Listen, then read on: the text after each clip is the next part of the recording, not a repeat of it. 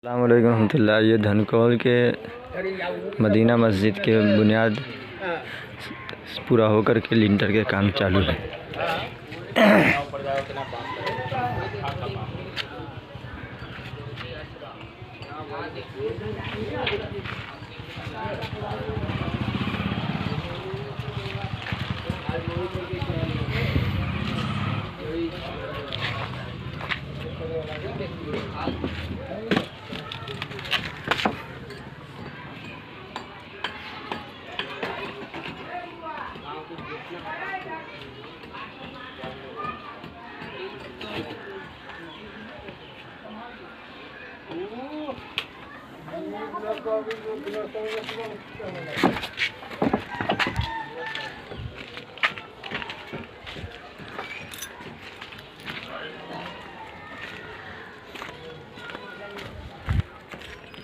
ये आगे का हिस्सा, ये सीढ़ी है रोड पर से।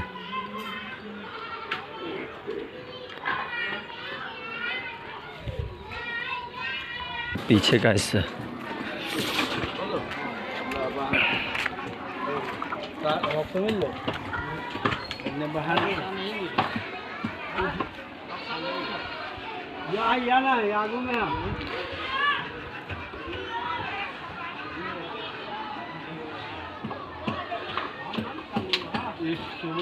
ये पीछे का हिस्सा है।